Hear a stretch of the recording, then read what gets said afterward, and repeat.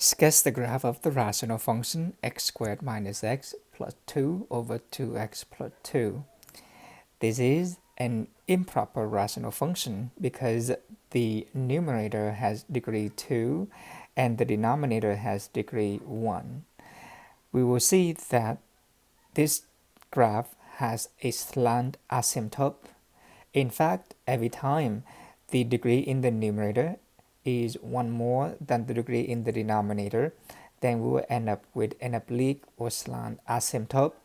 To find out what this asymptote is, we perform either synthetic division or long division.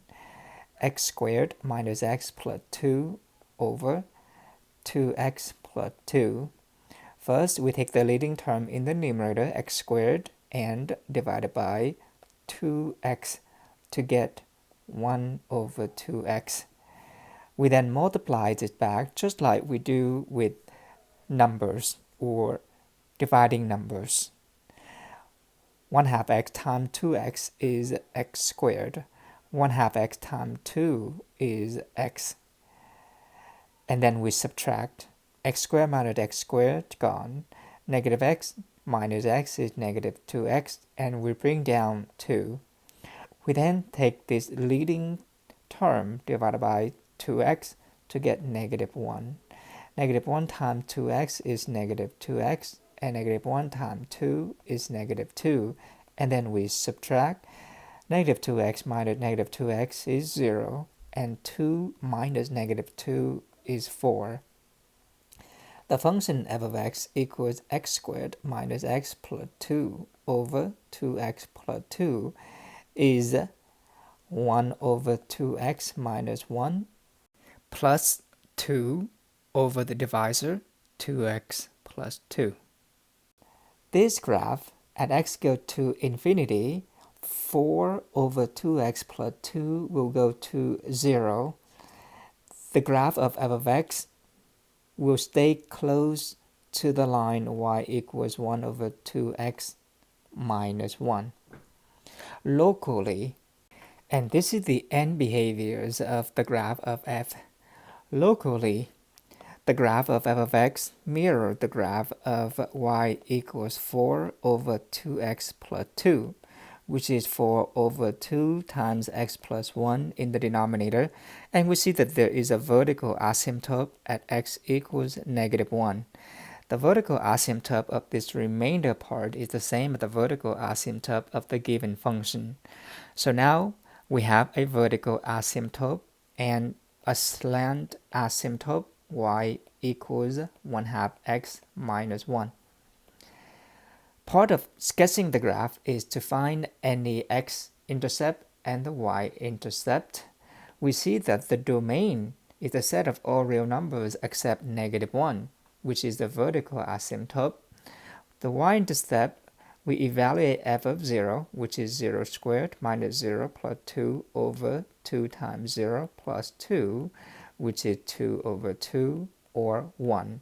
The y-intercept is x equals 0 and y equals 1. To find the x-intercept, we set the entire function equal to 0 to solve for x, but we see that this is only possible when the numerator is 0, and this is not factorable. If we were to find the discriminant of this quadratic, we see that the discriminant is b squared minus 4ac, or negative 1 squared minus 4 times 2 times 1, which is a negative number. So we see that there is no solution. What this means is that there is no x-intercept. In addition to the slant asymptote, vertical asymptote, and the y-intercept, we should find where the function is increasing or decreasing, concave up or concave down. And to do that, we would need the information from the first derivative, using the quotient rule to find the derivative of the function f of x, u prime v minus uv prime. The derivative of the numerator is 2x minus 1 times the denominator, 2x plus 2, minus the numerator, which is x squared minus x plus 2, and we multiply the derivative of the denominator, which is only 2. Simplifying this, we have 4x squared plus 4x minus 2x minus 2 minus x squared times 2, which is negative 2x squared, minus x times 2 is minus 2x, but there's a negative in the front, so positive 2x, and then minus 4 over 2x plus 2, the quantity squared. 4x squared minus 2x squared is 2x squared. 4x minus 2x plus 2x is plus 4x, and then minus 6 over 2x plus 2 squared. The denominator is a square, so it can never be 0. To find the zeros of the derivative, we set the numerator to x squared plus 4x minus 6 equals 0, and we solve for x. First, we can factor out the 2. X squared plus 2x minus 3 equals 0. So x squared plus 2x minus 3 equals 0. This is factorable. This is x plus 3 times x minus 1 equals 0. And double check this. Using the zero product property, we have x equals negative 3 and x equals 1 at the critical numbers because these are in the domains of the function. We also want to find the second derivative because we want to know whether the function is concave up or concave down. F double prime of x equals, we square the denominator, 2x plus 2 squared with 2x plus 2 to the fourth. The derivative of the numerator is 4x plus 4 times the denominator, 2x plus 2 squared, minus, we keep the numerator, 2x squared plus 4x minus 6 times the denominator, 2 times 2x plus 2, and don't forget to multiply 2, which is the derivative of the inside function. We're simplifying this by factoring out 2x plus 2. We can also factor out a factor of 4. What we have in the first term, after we factor out 4, is an x plus 1 times 2x plus 2, minus, remember that we factor out 4 and 2x plus 2 already, so we have minus 2x squared minus 4x plus 6 over the denominator, 2x plus 2 to the fourth power. We then simplify the numerator. This is 4 times 2x plus 2 times 2x squared plus 2x plus 2x plus 2 minus 2x squared minus 4x plus 6. 2x squared minus 2x squared gone. 2x plus 2x minus 4x gone. 2 plus 6 is 8. So the numerator is 8 times 4 is 32. 32 times 2x plus 2 over the denominator. And this is 0 only when the numerator is 0 or when 2x plus 2 equals 0 or when x equals negative 1. Now that we found the cut points for the first and the second derivative, we construct the sign chart for f prime. The critical numbers that we found when we set f prime equal to 0 is negative 3 and 1. But remember that we cannot use negative 1 because negative 1 is not in the domain. But we still need to include it as the cut point. We then check the sign of f prime using any number in each of the intervals. However, f prime is a quadratic in the numerator. The denominator will never be negative. In the numerator, it is 2x squared plus 4x minus 6. So it is a parabola that is concave up and is go through negative 3 and 1. So we see that f prime is positive from negative infinity to negative 3, and negative from negative 3 to 1, and positive from 1 to infinity.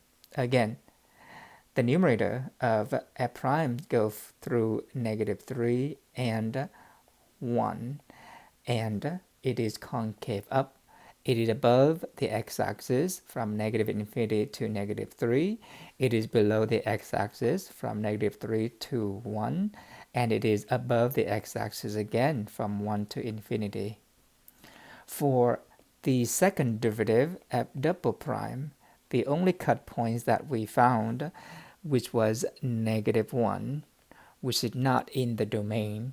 If we plug any number on the left-hand side of negative 1, negative 100 for example, into the numerator, we will see that it is negative, so the function will be concave down. If we plug in any number after negative 1, 0 for example, we will see that 2 times 0 is 0 plus 2, so it is positive. The function is concave up from negative 1 to infinity. To sketch the graph, we would combine all of these cut points and determine the shape of the graph in each of the subintervals. From negative infinity to negative 3, the function is increasing and concave down. From negative 3 to negative 1, the function is decreasing and concave down. From negative 1 to 1, the function is decreasing and concave up. And from 1 to infinity, the function is increasing and concave up. Don't forget that we have the slant asymptote and the vertical asymptote.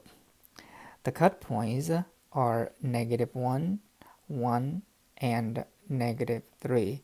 We found the vertical asymptote at x equals negative 1, and the slant asymptote was 1/2 x minus 1, so it's go through y equals negative 1 and x equals 2. We plugged in 1 because f has a local minimum at x equals 1. We have f of 1 equals 1 squared minus 1 plus 2 over 2 times 1 plus 2, which is 2 over 4, or 1/2. The graph then has to go through the point 1, 1/2. From negative infinity to negative 3, the function is increasing and concave down, but it stays close to the slant asymptote. And then on the right-hand side, from negative 3 to negative 1, the graph stays close to the vertical asymptote. We also see that if we were to plug in 0 into the function, we will get 2 over 2. So the y-intercept is x equals 0 and y equals 1. From negative 1 to 1, the function is decreasing and concave up, and it has to go through the y-intercept and the minimum value. Also, on the left-hand side, it should stay close to the vertical asymptote. It then go down, concave up, until it hits the minimum, and then it go back up. After x equals 1, it is increasing and concave up, but it also stay close to the slant asymptote. We now have the complete graph of the function f of x with the vertical asymptote at x equals negative 1 and the slant asymptote y equals 1/2 x minus 1.